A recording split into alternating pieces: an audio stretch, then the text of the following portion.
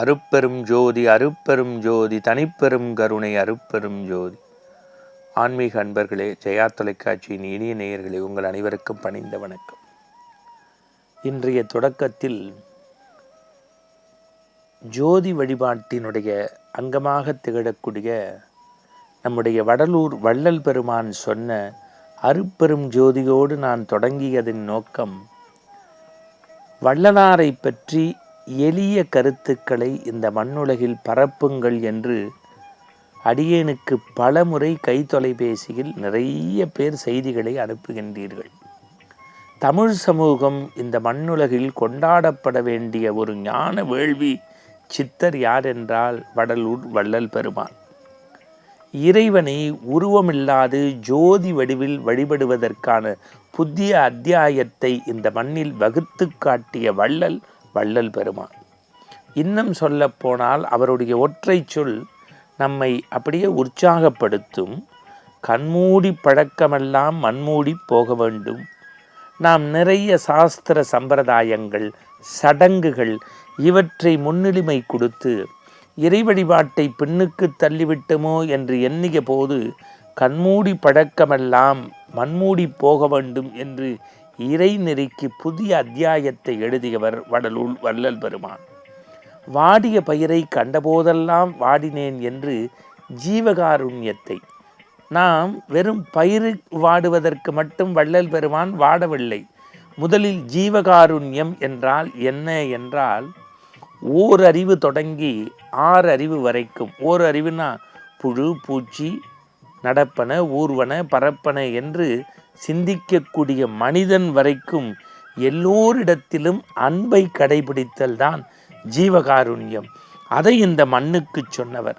இவற்றை வெறும் தனிமனிதனாக இல்லாமல் சமரச சுத்த சன்மார்க்கம், சமரச சுத்த சன்மார்க்கம் என்று அமைப்பை உருவாக்கி இந்த மண்ணுலகில் ஜாதி சமயமற்ற பேதமற்ற மார்க்கம் கடந்த, இன்னும் சொல்ல போனால் உயர்வு தாழ்வு பேதத்தை ஒடுக்கி தள்ளி ஜோதி வடிவில் இறைவனை கண்டு எல்லோரும் ஓர்நிலை என்று புதிய அத்தியாயத்திற்கான வசந்த வாசலை திறந்த திறவுகோலை ஆன்மீகத்தில் தந்தவர் வடலூர் வள்ளல் பெருமான்.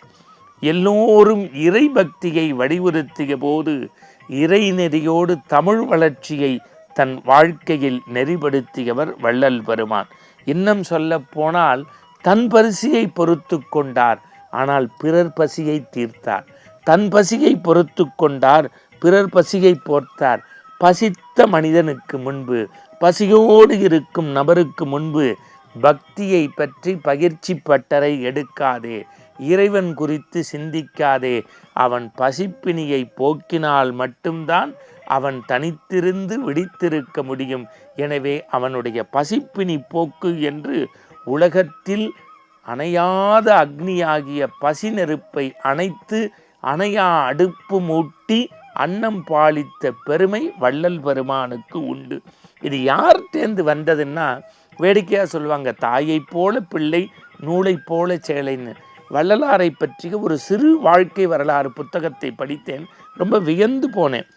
அவருடைய ராமையா பிள்ளைங்கிற அவருடைய தந்தையார் நாள்தோறும், பெரிய வசதி வாய்ப்பெல்லாம் இல்லை, நடுத்தர குடும்பம், நாள்தோறும் அடியாருக்கு கூப்பிட்டு இல்லத்தில் அமுது செய்வித்திருக்கிறார். அப்படி சாப்பிட்ட ஒரு அடியார், உனக்கு ஆனந்தமான பிள்ளைப்பேர் ஒன்று கிடைக்கப் போகிறது என்று அருள்வாக்கு பெற்று 1823 அக்டோபர் 5 இந்த மண்ணில் வெண்மைக்கு புனிதம் தந்த அவதரித்த ஒரு ஞான தவவேள்வி சூரியன்தான் வடலூர் வள்ளல் பெருமான். அதனால்தான் அவரை பற்றி சொல்லும்போது உரையாசிரியர்கள் எழுதுகிறாங்க, தில்லைநாதரின் செல்லப்பிள்ளை. தில்லைநாதர்னா யாருன்னா சிதம்பரம் நடராஜன். தில்லைநாதரின் செல்லப்பிள்ளைன்னு எழுதுகிறாங்க. அவருடைய வாழ்க்கையை உற்று நோக்குகின்ற போது முத்தையால்பேட்டை, உங்களுக்கு தெரியும், சென்னை பகுதியிலே அவருடைய அண்ணன் சபாபதியினுடைய அரவணைப்பிலே இருந்து வருகின்றார்.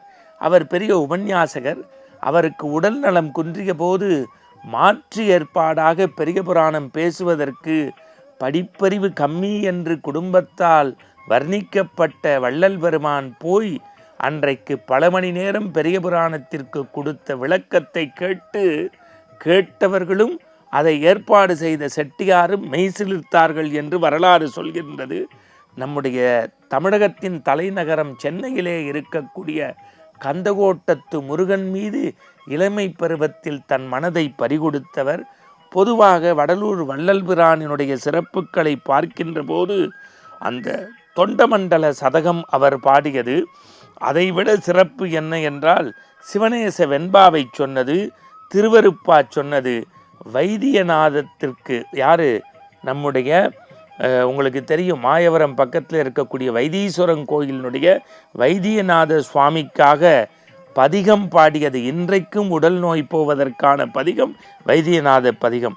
இவற்றையெல்லாம் விட என்ன சிறப்பு என்று சொன்னால், என்னுடைய நினைவு சரியாக இருக்குமே என்று சொன்னால், மண்ணை துறந்து பெண்ணை துறந்து ஆசையை துறந்து இந்த மண்ணுலகில் காருண்யத்தை கருணையை தனித்திரு பசித்திரு வெடித்திரு என்று தர்மத்தை நிலைநிறுத்திய வள்ளல் பெருமான் திருவெற்றியூரில் நடந்து சென்றபோது தேரடி வீதியில் இருந்த ஒரு ஞான சித்தர் சொன்னார், எந்த மனிதன் போனாலும் நாய் போகிறது, நரி போகிறது, ஓணான் போகிறது, கரடி போகிறது என்று குணங்களை சொல்லக்கூடிய அந்த சித்தர் ஒரு மனிதர் போகின்ற போது சொன்னார், இதோ இந்த மண்ணை உய்விக்கும் மனிதர் போகிறார் என்று. மனிதனாக வாழ்ந்த வள்ளலார் நமக்கெல்லாம் மனித புனிதர்.